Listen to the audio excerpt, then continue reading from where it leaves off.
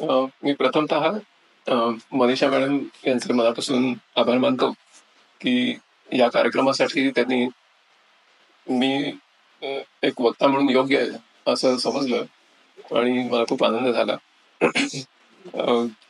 मनीषाताई आणि माझी आई एका शाळेमध्ये शिक्षिका होत्या, विद्यार्थिनींच्या शाळेमध्ये, आणि त्यांचे खूप घनिष्ठ संबंध होते. कॉम्रेड श्रीधर देशपांडे यांची एक हृदय आठवण मी सांगतो. त्यांची बहीण आमची शिक्षिका होती, पंडित मॅडम, ते आम्हाला संस्कृत शिकवायचे. आणि शाळेमध्ये काही व्याख्यानं व्हायची. तसं कॉम्रेड श्रीधर देशपांडे यांचं विमा म्हणजे काय या विषयावर मी 9वीत असताना व्याख्यान झालं होते. आणि मागे वळून बघताना ज्यावेळेला मार्क्सवादाचा अभ्यास झाला त्यावेळी लक्षात आलं की त्यांनी पूर्ण व्याख्यान हे ऐतिहासिक भौतिकवादी पद्धतीने दिलेलं. त्यांचं ते डिझाईन खूप नंतर समजलं. त्याचबरोबर आम्ही शाळेत असताना गुलालवाडी व्यायामशाळेतल्या त्यांच्या आख्यायिका नाशिकमध्ये खूप प्रसिद्ध होत्या. ते अतिशय उत्कृष्ट कबड्डीपटू होते आणि ते त्यांची टीम सतत जिंकून द्यायचे.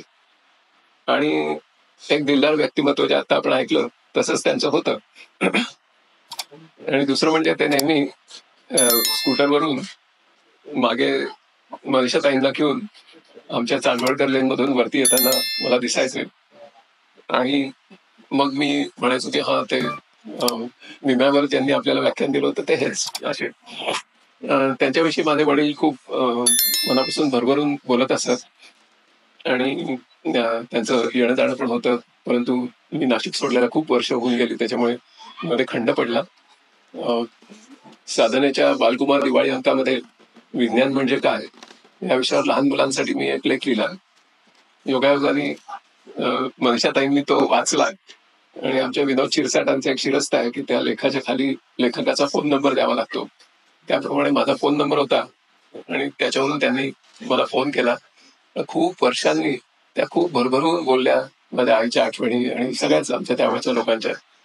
मग त्यांनी मला नाशिकमधल्या खूप लोकांचे फोन नंबर मागितले, ते मी दिले. त्यांचं बोलणं नंतर झालं आणि प्रकाश अकोलकर वगैरे सगळ्या मंडळींचं. आणि त्याच्यामुळे पुन्हा एकदा खूप जुने कौटुंबिक संबंध जुळून आले. त्याचा मला विलक्षण आनंद आहे. त्याचबरोबर आजच्या कार्यक्रमाला खूपच माझे परिचित आणि खरं म्हणजे शाळेतले मित्र हे भेटले आणि तो एक माझ्या दृष्टीने विलक्षण असा आनंद आहे. श्यामलाताईंना मी विनंती केली की माझा परिचय काही करून देऊ नये, कारण आधीच आपल्याला खूप विलंब झालाय आणि परिचयामध्ये विशेष काही नसतं आणि मला तर खूपच एम्बॅरेसिंग वाटतं परिचय आपला स्वतःच ऐकून घ्यायचा. त्याच्यामुळे मी त्याला फाटा दिला, परंतु तुमचं त्याच्याबद्दल मी तुमची क्षमा मागतो. या विचारपीठावरच्या दोन्ही आपल्या भगिनी आणि इथे जमलेले सर्व कॉम्रेड श्रीधर देशपांडे यांचे सुरू. प्रथमतः एक स्पष्ट केलं पाहिजे की हा जो विषय आहे तो मी माझ्या आवडी खातर निवडलाय. एखाद्या विषयामध्ये आपल्याला आवड असते याचा अर्थ असा नाही की त्याच्यामध्ये आपला अभ्यास असतो. त्याच्यामुळे या विषयावर मी काहीतरी संशोधन केलंय किंवा माझं काहीतरी फार कार्य आहे वगैरे असा गैरसमज श्रोत्यांचा होऊ नये म्हणून जस्ट आउट ऑफ पॅशन मी हा विषय निवडला. माझ्या मनामध्ये या विषयाचं जे शीर्षक आहे की अनएम्प्लॉयमेंट क्विट इंडिया, म्हणजे बेरोजगारी छोडो भारत, हे अशासाठी आहे की सध्या आपण सगळीकडे विकसित भारत नावाचा एक काहीतरी सार्थ ऐकत असतो आणि तो 2047 साली विकसित होणार आहे. आणि त्यांनी आत्ताच युनायटेड किंगडमची अर्थव्यवस्था ओलांडली आहे आणि मग त्याच्यामुळे तो तर विकसित देश आहे, मग आमचा अजून विकसित व्हायचं आहे, कसं काय असं कळत नाही. त्याच्यामुळे मी जरा संभ्रमित झालो. मग माझ्या लक्षात आलं की ज्या देशामध्ये एवढ्या मोठ्या प्रमाणावर बेरोजगारी असेल तर ती का आहे त्याचा थोडा अभ्यास करावा.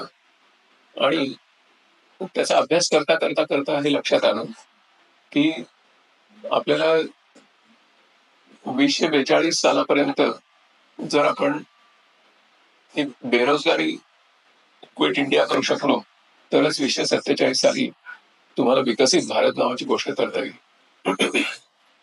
त्याच्यामुळे मला असं लक्षात आलं की बेरोजगारीचा जो प्रश्न आहे त्याच्यामध्ये खरं म्हणजे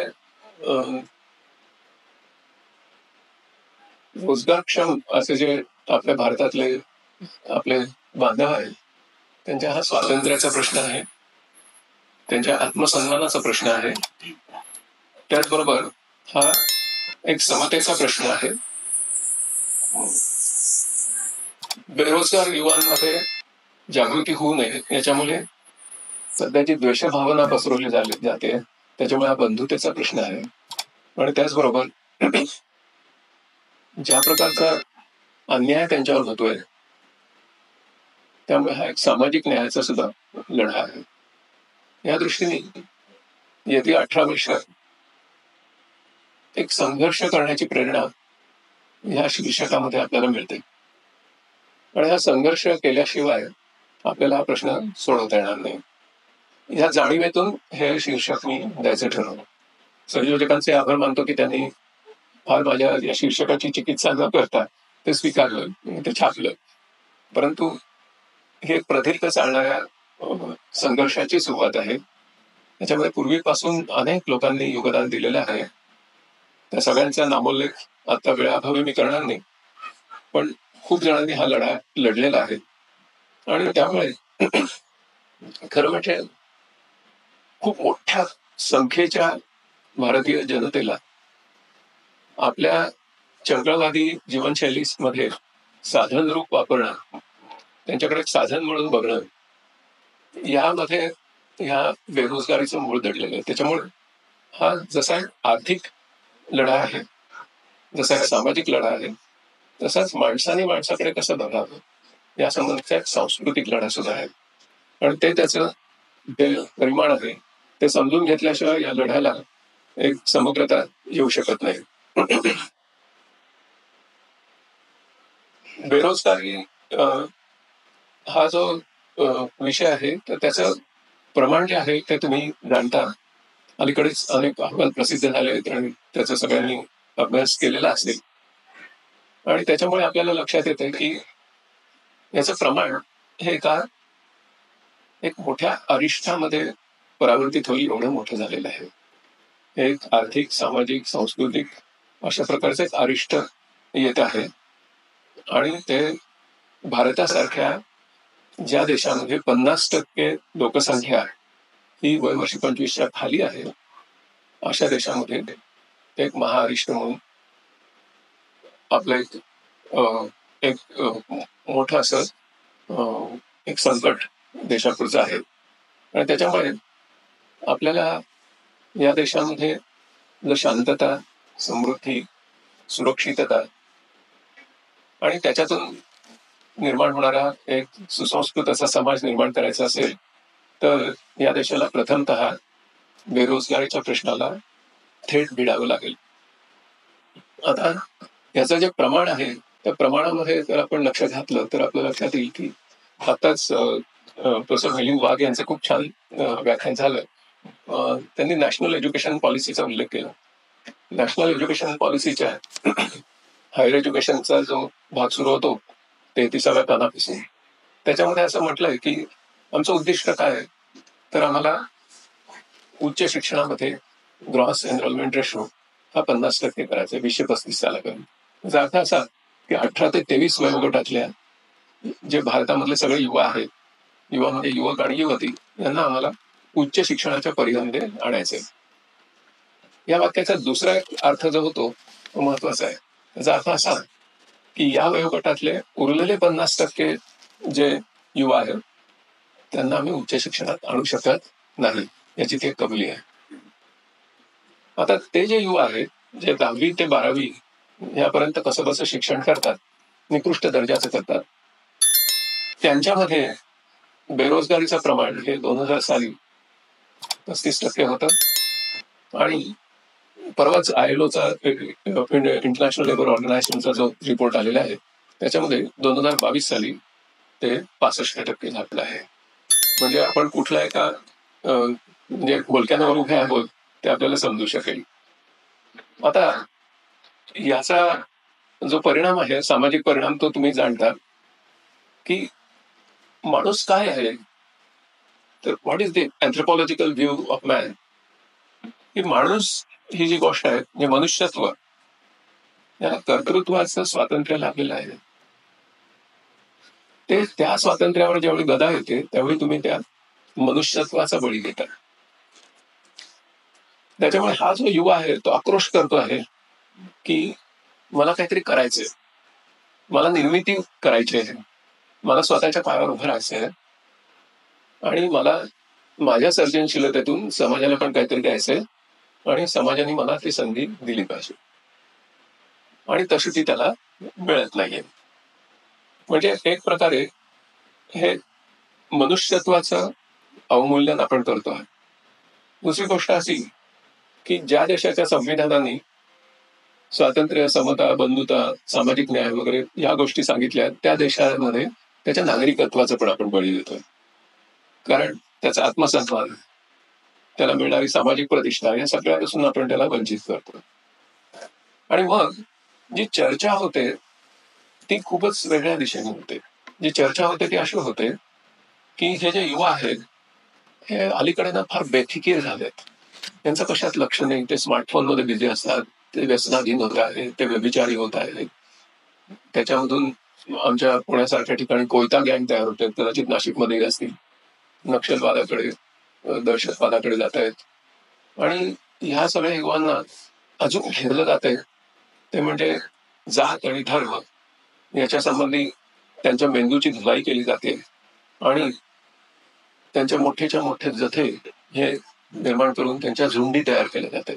म्हणजे लोकत्वाचं झुंडीमध्ये रूपांतर केलं जात आहे, कारण हे सहज वश होऊ शकतात. आणि मग हे सतत गेम्स खेळत आहेत, हे पोर्नो बघतायत, अशा प्रकारची एक त्यांची जी प्रतिमा आहे ती मुख्य प्रवाही झालेली आहे. आणि ह्याच्यात चांगले चांगले विचारवंत सुद्धा अगदी आघाडीवर आहेत.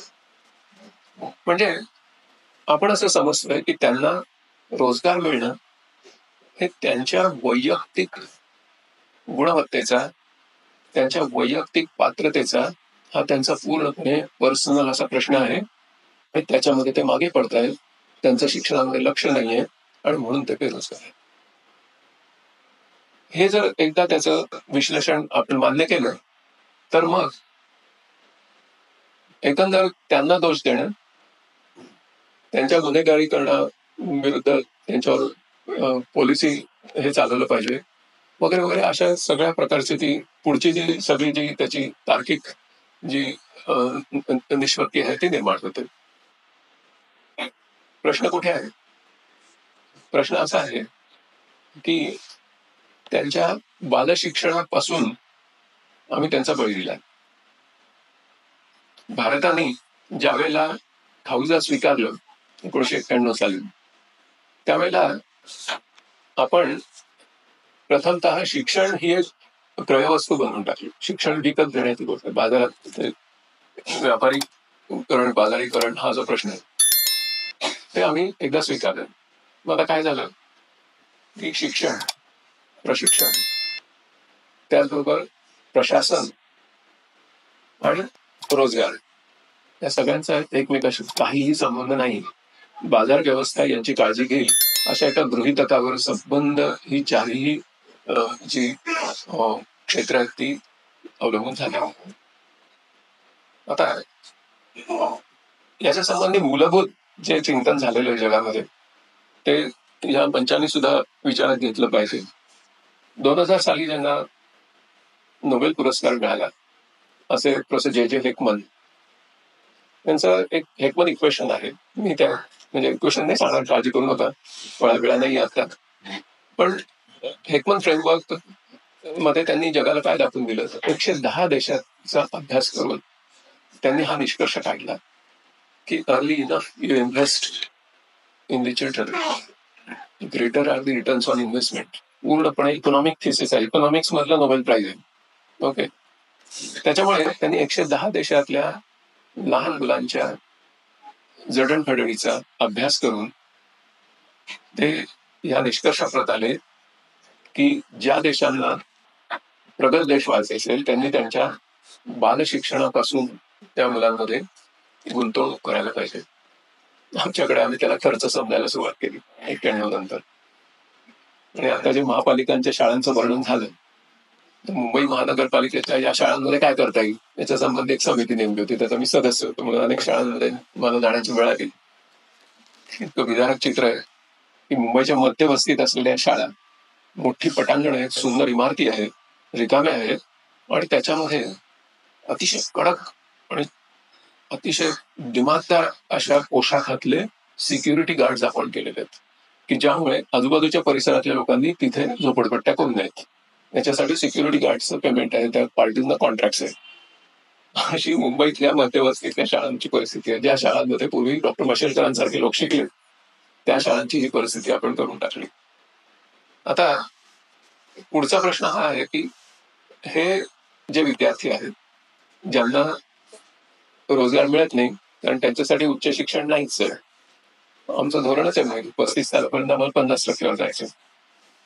तर मग त्यांना स्वतःच्या पायावर उभं करणारी, त्यांच्या बालवयापासून त्यांची काळजी घेणारी, त्यांचं म्हणजे उदरभरण, सुपोषण, आरोग्य रक्षण, मनोरंजन, त्यांचं प्रशिक्षण, त्यांचं शिक्षण, त्यांचं संगोपन, हे सगळं करणारी आणि त्यांचं सक्षमीकरण करणारी व्यवस्था आम्ही जोपर्यंत स्वीकारत नाही तोपर्यंत विकसित भारत ही एक म्हणजे एक काल्पनिक गोष्ट आहे. हे हेकमन यांचं संशोधन तुम्ही वाचल्यानंतर लक्षात येईल. त्याच्यामुळे असे जे मंच आहेत त्यांनी या संशोधनाचा पाठपुरावा करून ही मागणी सतत केली पाहिजे की आम्हाला एक बुद्धिमान भारत, एक शक्तिमान भारत, कारण त्या मुलांकडे बघितलं तर त्यांचे अतिशय कृश देहयष्टी, अतिशय विचित्र अशी दंतपंक्ती, पडलेले खांदे आणि डोळ्यात निस्तेज डोळे, अशी ती मुलं दिसतात. कारण हा सगळा विचारच नाहीये.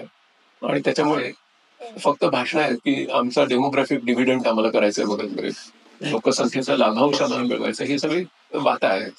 पण मुळात धोरण जे आहे ते त्यांच्यावर ढकलून दिले. 3 वर्षापूर्वी मी एक शिक्षकी शाळांची एक मोठी परिषद घेतली होती. मी स्वतः महाराष्ट्राचा दौरा केला, तेव्हा कोविड होता, आणि महाराष्ट्रामध्ये 38,000 शिक्षकी शाळा आहेत.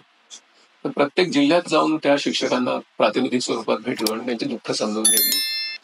आणि नंतर मग एक मोठी परिषद घेतली आणि एक शिक्षकी, म्हणजे त्याला आता महाराष्ट्रात द्विशिक्षकी शाळा म्हणतात, पण ती त्याच्यातली जी शिक्षिका असते ती बाळपणाच्या रजेवर गेली की तिथे कोणी दुसरं येत नाही, त्यामुळे ती एक शिक्षकीच असते, द्विशिक्षकीच असते.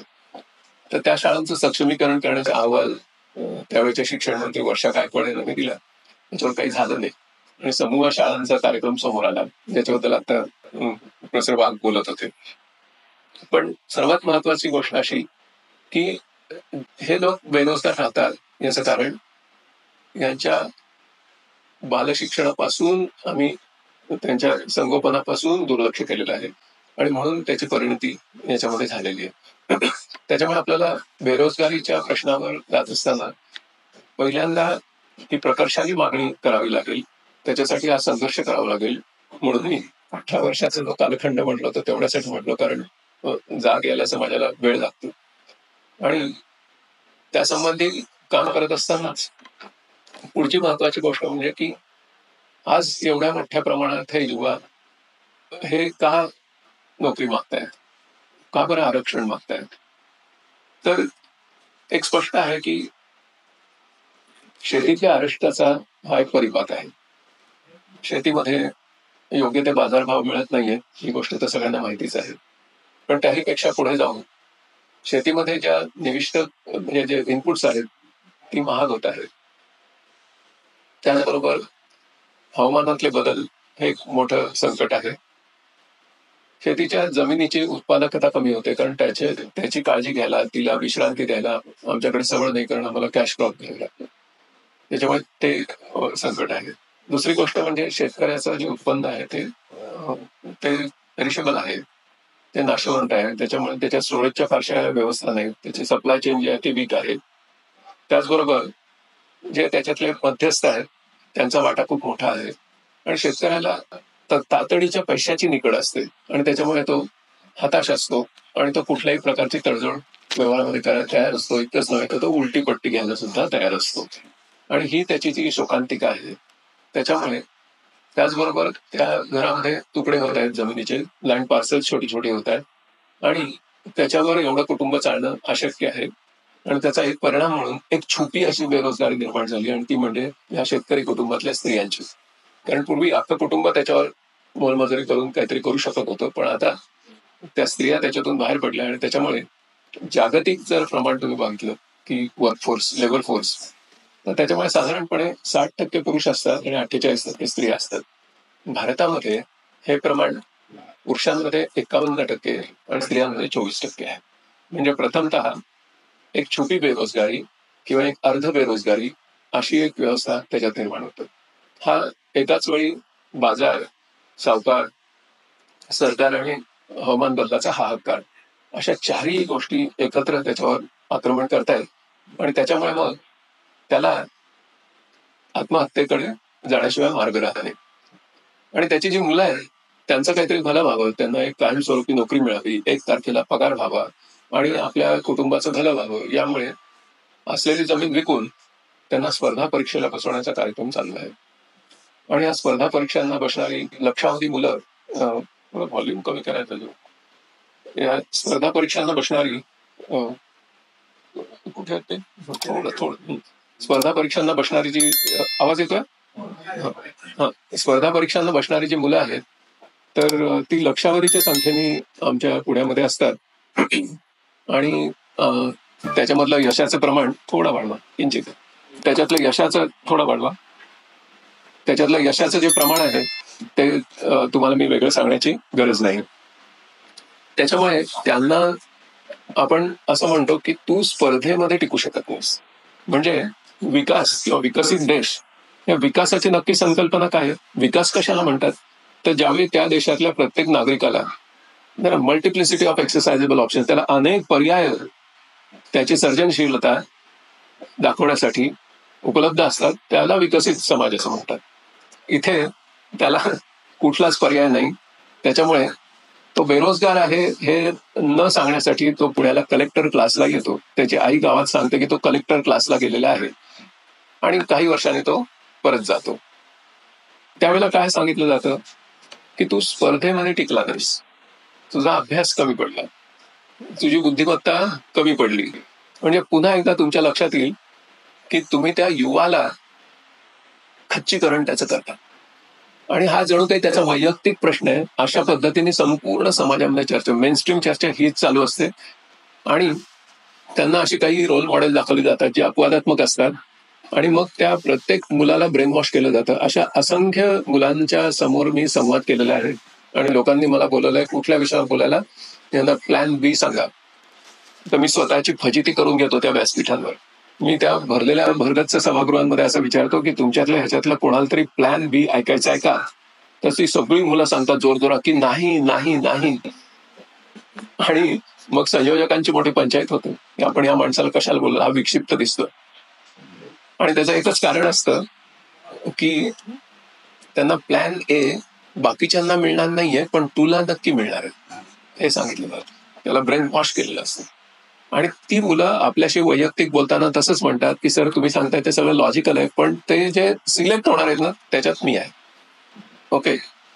आणि त्याचा परमोच्च बिंदू जर बघायचा असेल तर उत्तर प्रदेशमध्ये 94,000 रेल्वेच्या ज्या जागांसाठी जाहिरात आली होती स्वच्छता आणि अशा प्रकारच्या कामासाठी, मला 2 कोटी अर्ज आले आणि त्या 2 कोटी अर्जांमध्ये शेकडो पीएचडीज होते.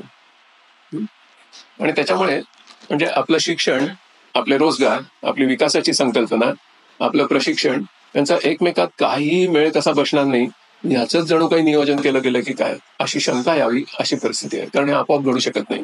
हे का घडतंय ते मी थोड्या वेळाने तुम्हाला सांगणार आणि त्याच्यावर उपायही सांगणार. कारण तो क्विट इंडिया कसा करायचा ते सांगणं हा महत्वाचा भाग आहे. तर त्याच्यामुळे या विद्यार्थ्यांना त्यांचं ते एक स्वतःचं मूळ अपयश आहे, त्यांची स्वतःची काहीतरी कमतरता आहे, अशामुळे त्यांना एका न्यूनगंडात टाकणं आणि एका मोठ्या समाजाला न्यूनगंडात टाकल्यानंतर तो एक व्होल्कॅनो होऊ शकतो हे लक्षात घेऊन मग त्यांना इतर जे मगाशी ज्याचे उल्लेख केले तशा प्रकारच्या अजेंड्यावर नेणं आणि मग त्यांना व्यसनं लावणं, त्यांना व्यभिचार करायला लावणं वगैरे अशा सगळ्या गोष्टी त्याच्यातून पुढे येतात. आणि त्यांना पुन्हा शेतीवर जाण्याला वावच नाही, कारण शेतीची अवस्था ही आपण त्याच्यातलं एक अरिष्ट निर्माण करूनच ठेवलेलं आहे.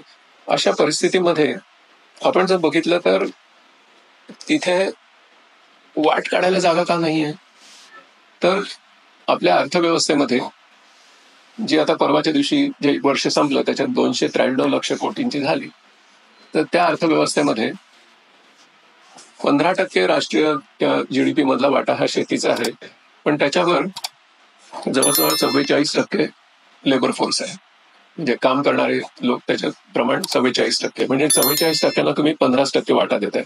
आणि त्याचं कारण मग अशी सांगितलं की सगळी संकटं त्यांच्या भोवती निर्माण केलीत आणि त्यांच्या मालाला तुम्ही रास्त भाव द्यायला तयार नाही.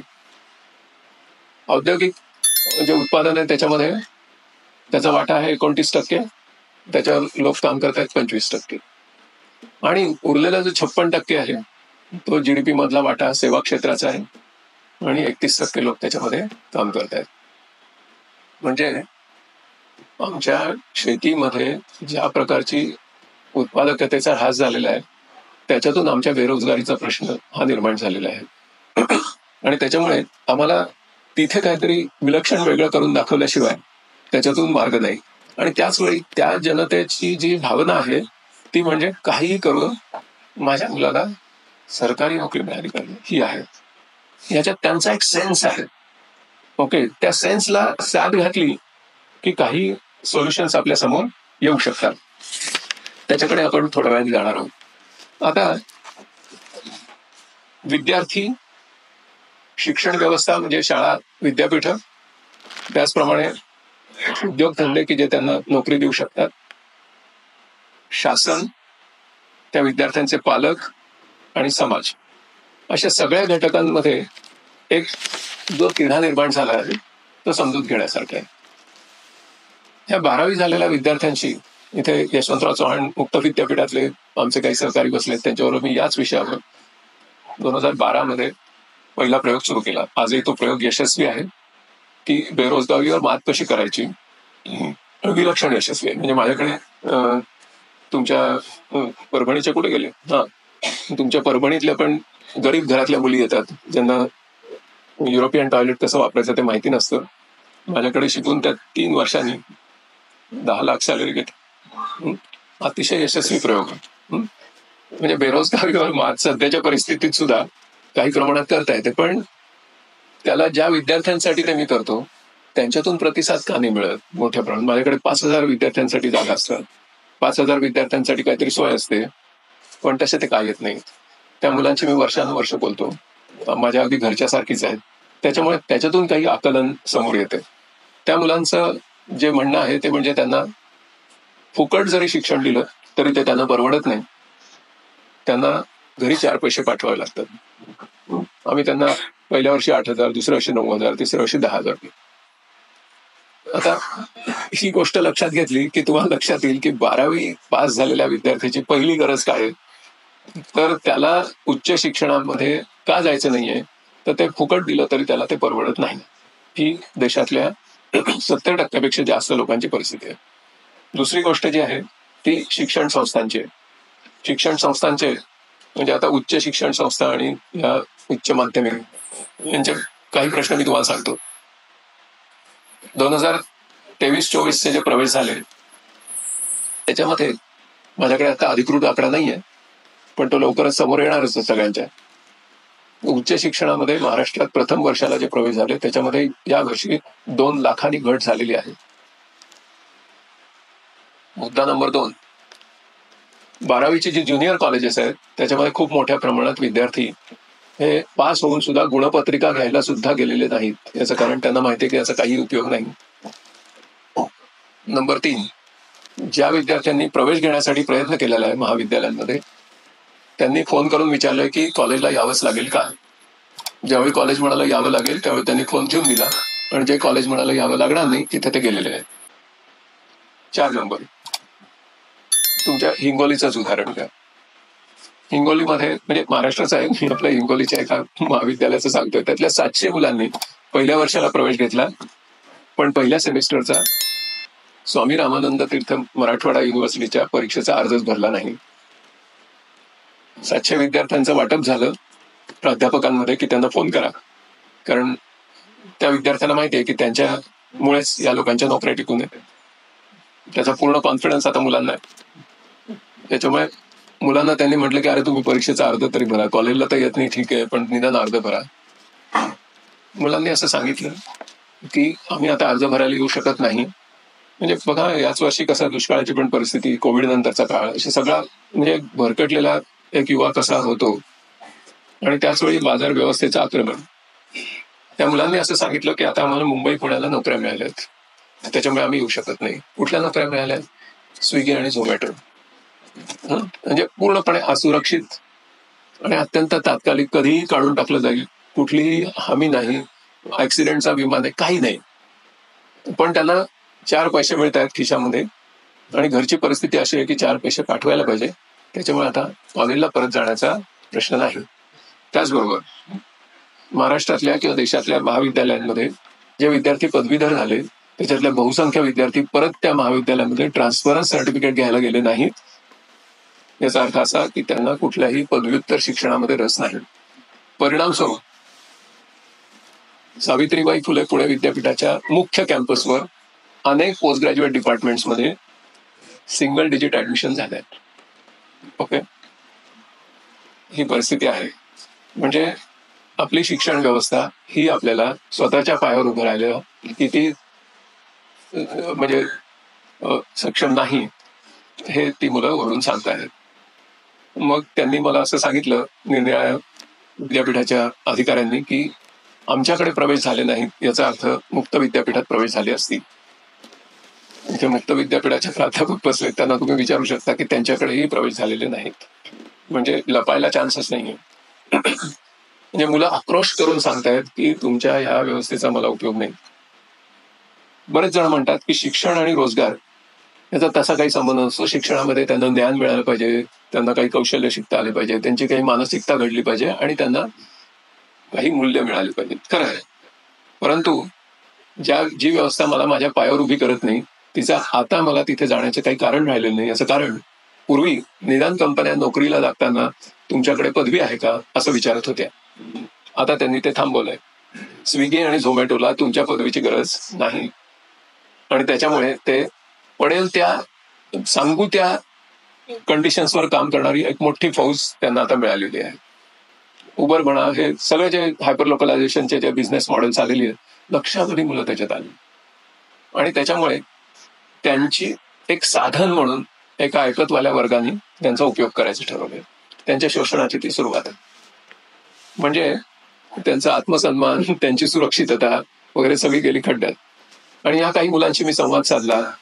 त्याच्यातला एक मुलगा मला असं म्हणाला की सर, माझ्या मोठ्या भावाचं लग्न झालेलं नाही, तो 35 वर्षाचा आहे. मग म्हटलं तुझं पण होणार नाही. तो म्हणे तसं नाही, मी पुण्यात आहे म्हणून माझं लग्न होणार. ओके, म्हणजे इम्पोज बॅचलरशिप हा जो मुद्दा त्याच्या अनुषंगाने तयार झाला त्याच्यासाठी पण ह्याच्यात काहीतरी उत्तर आहे, अशी सुद्धा एक गोष्ट त्याच्या मागे दडलेली आहे. नुसतीच कॅश मिळते असं नाही, तर एक गर्दीमधली प्रायव्हसी मिळते आहे आणि त्याचबरोबर गावाकडे प्रतिष्ठा येते आणि त्याच्यामुळे लाईफ पार्टनर मिळण्याची शक्यता वाढते आहे. हे सुद्धा त्याचं एक इम्प्लिकेशन आपल्या समोर आहे. त्याचबरोबर पालकांच्या मध्ये जर बघितलं तर ते अतिशय चिंतित आहेत आणि त्यांना आपल्या जमिनी विकून कर्जबाजारी झालेत आणि कर्ज फेडीची काही शक्यता दिसत नाहीये. कारण या मुलावर बराच खर्च त्यांनी आधी स्पर्धा परीक्षेला मोठ्या मुलावर केलाय आणि मोठ्या मुलाचं अपयश बघून धाकट्या मुलाने हा निर्णय घेतला आणि याची संख्या खूप मोठी आहे. मी मगाशी तुम्हाला त्याचा एक अंदाज दिलाय आणि म्हणजे ये तो सिर्फ झाकी आहे, पिक्चर अभी बाकी आहे. हे पहिलं वर्ष आहे असं होण्याचं महाराष्ट्रातलं.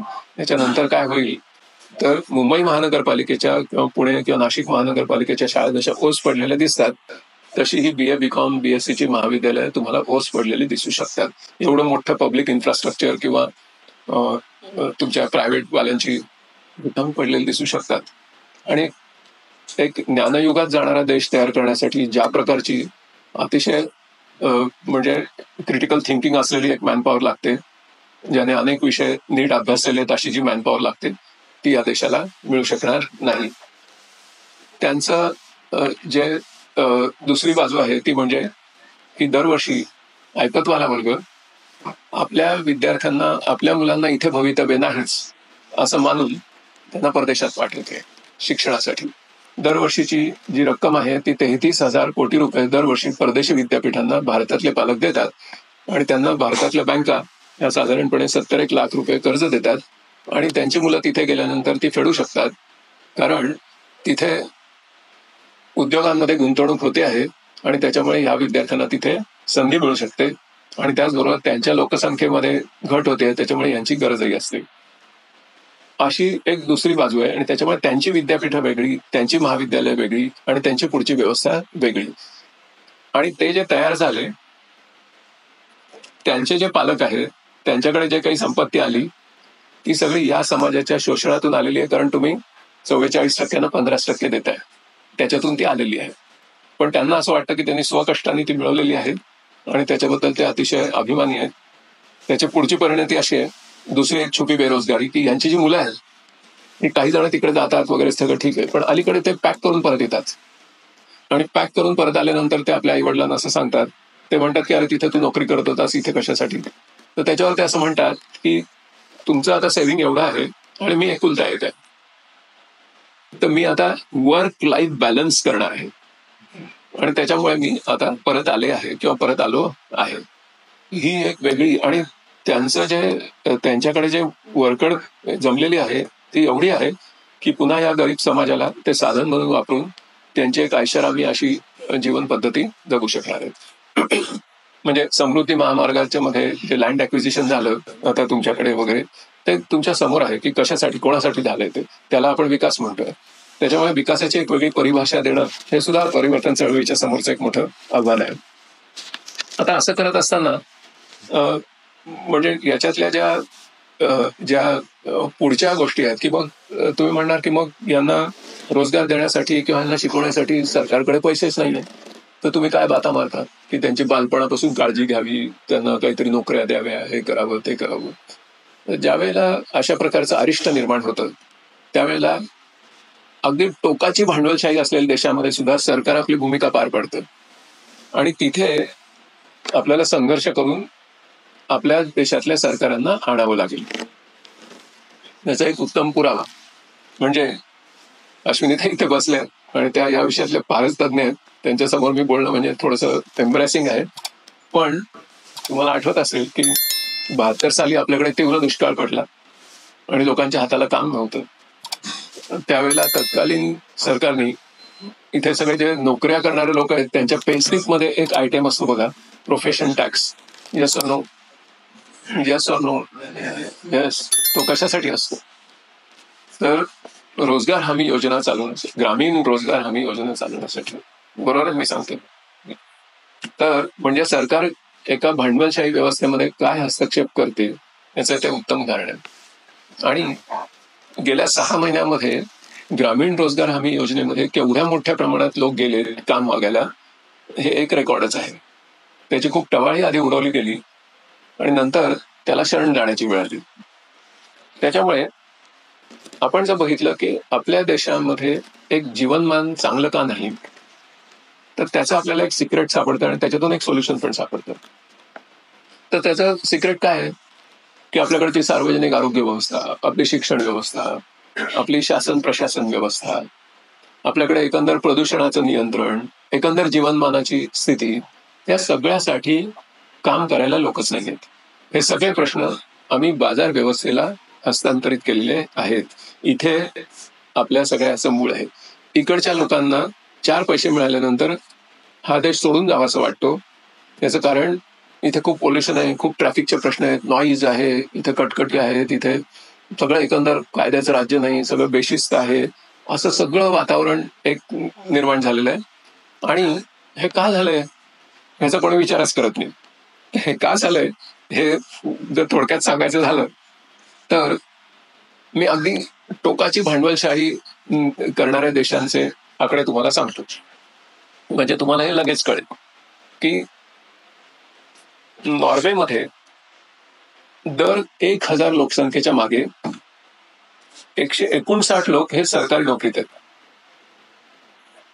म्हणजे सगळं नीट देश चालवण्यासाठी जी मॅनपॉवर लागते ती 1,000मध्ये 159 आहे. स्वीडनमध्ये 138 आहे, फ्रान्समध्ये 114 आहे, ब्राझील सारख्या देशात 111 आहे, अमेरिकेमध्ये 77 आहे, चीनमध्ये 57 आहे, आणि भारताचा मी जो कॅल्क्युलेशन करून आकडा 2022चा काढला तो आहे 17.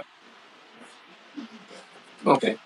त्याच्यामुळे आम्ही असं सांगतोय की आम्हाला परवडूच शकत नाही ना आमच्या मुलांना शिक्षक नेमणं. तुम्ही बघा बुवा मार्केटमध्ये बघा, तुम्ही ती काढा शाळा, तिथे ठिकली तर ठिकली, नाही तर आम्ही समूह शाळा काढतो, नंतर आम्ही म्हणजे त्या समायोजन करतो आणि 35 मुलं जमली की एक मास्तर नेमतो आणि दिस अँड दॅट. हे सगळं हे कशामुळे होतंय? तर आम्ही सांगतोय की आमच्याकडे पैसे नाही. का बरं असं होतंय? त्याचं मुख्य कारण असं आहे की या देशामध्ये आपलं राष्ट्रीय उत्पन्न आणि आपण कलेक्ट करत असलेला टॅक्स यांचं प्रमाण हे भांडवलशाही देशांपेक्षा खूपच कमी आहे.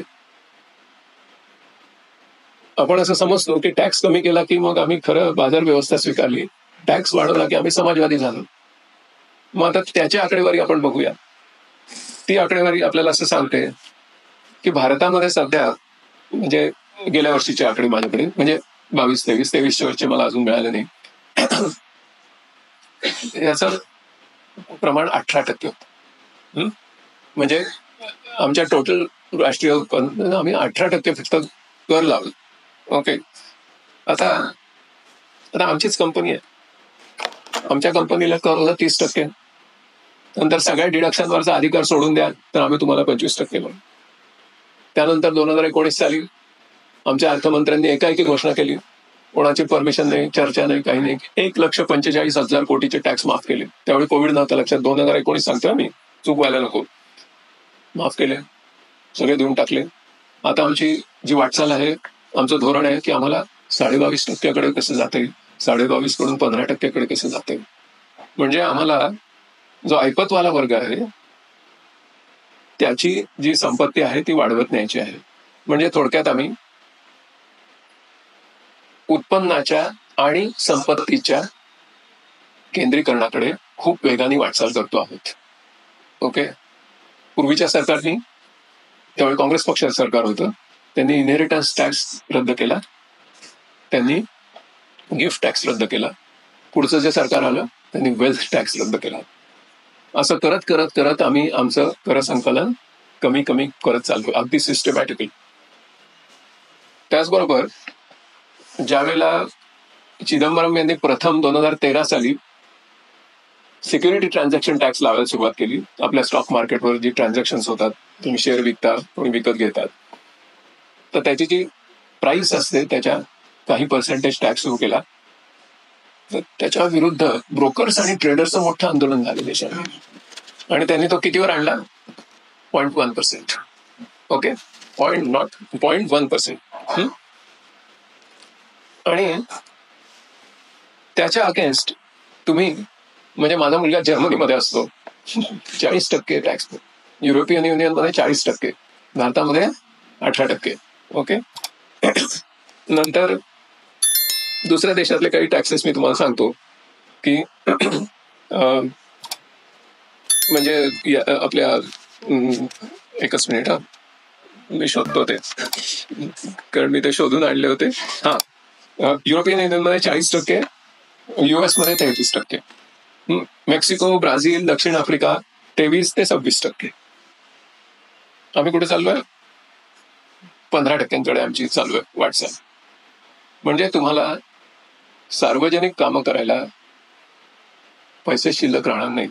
जे आहेत त्याच्यात सुद्धा आम्ही आवाच्या सव्वा कर्ज घेतली आहेत, कारण आम्हाला खूप विकास करायचा आहे, आणि 186 लक्ष कोटींची कर्ज घेतली आहेत, ते फेडायचे आहेत आम्हाला. त्याच्यामुळे अशी ही जी बिनमहत्वाची कामं आहेत, शिक्षण, आरोग्य वगैरे, याच्यासाठी आमच्याकडे पैसेच नाही. तर त्यांचं तुमचं तुम्ही बघून घ्या. हा प्रकार आता चालू आहे. त्याच्यामध्ये जर आपण थोडंसं अजून पुढे गेलो तर आपल्या लक्षात येईल की या सगळ्या देशांमध्ये नागरिकांचं जीवनमान याला जे विलक्षण महत्व दिलं जातं ते आमच्याकडे शून्य. आता थोडीशी जरी तुम्ही डिमांड केली तरी तुम्ही समाजवादी आहात, तुम्ही कम्युनिस्ट आहात वगैरे वगैरे लगेच ते सुरू होते चर्चा, आणि सोशल मीडियावर तुम्हाला घेरलं जातं आणि तुम्हाला सांगितलं जातं की तुम्ही कुठे चाललाय, देश कुठे चाललाय आणि तुम्ही काय चालताय, सगळं कालबाह्य झालंय. पण त्यांना पाश्चात्य देशातले किंवा विकसित देशातले हे जर आकडे सांगितले तर थक्क व्हायला होतं. त्याच्याबरोबर पॅरलली म्हणजे हे सगळं करताना आम्हाला जर फक्त चीन बरोबर जायचं असेल आणि आम्हाला जर फक्त 57 लोकांना आणायचं असेल 17च्या ऐवजी 57, तर पैसे मिळतील का हो, असा जो मुख्य मुद्दा आहे त्याच्याकडे आपण चाललो आहोत. आणि त्याच्याने एकाच वेळी जीवनमान सुधारणं, भारतामध्ये लोक कायमचे स्थायिक राहणं, परदेशात पळून न जाणं, भारतातल्या समाजाचं शोषण करून परदेशातलं नागरिकत्व विकत घेणं, त्याचबरोबर प्रचंड मोठ्या प्रमाणात वेव आलेली आहे भारतीय इन्व्हेस्टर्समध्ये की परदेशामध्ये घरं घ्यायची. ओके, परदेशामध्ये घरं घेणं, त्याचं पण पर्सेंटेजेस मी सांगू शकतो, वेळेची मर्यादा आहे. इंग्लंडमध्ये घरं घेणं, अमेरिकेत घरं घेणं, ऑस्ट्रेलियामध्ये घरं घेणं, हे मोठ्या प्रमाणात भारतीय लोक करतात. गेल्या वर्षापर्यंत 16.5 लक्ष आयपतवाले लोक भारत देश सोडून गेले आणि ते आम्हाला तिकडून हा भारत देश विकसित कसा केला पाहिजे याच्याबद्दल सोशल मीडियावर सांगत असतात. ओके, आणि इकडचे आपण ते हे करतो, त्याची ऐकून घेतो सगळं. काही वर्षांपूर्वी अहिल्याताई रांगणेकरांचा महाराष्ट्र टाइम्सच्या दिवाळी अंकामध्ये एक लेख होता. त्यांचे डोळे गेलेले होते आणि त्यांनी आठवणी सांगितल्या होत्या.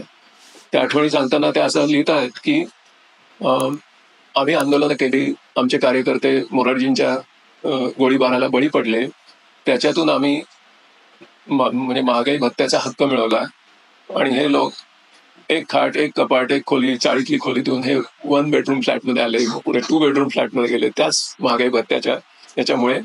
मग यांची मुलं IITत गेली, पंडित नेहरूंनी IITs काढल्या, मग यांची मुलं IITत गेली, मग यांची मुलं म्हणजे राजीव गांधींची काय धोरणं असेल अमेरिकेत गेली, सॉफ्टवेअर इंडस्ट्रीमध्ये मोठे झाले, ते परत ज्यावेळी भारतात येतात त्यावेळी त्यांचे सत्कार होतात आणि मग सत्कारामध्ये ते भाषण करतात की भारताची प्रगती होत नाही याचं कारण ते सगळं कम्युनिस्ट विचार.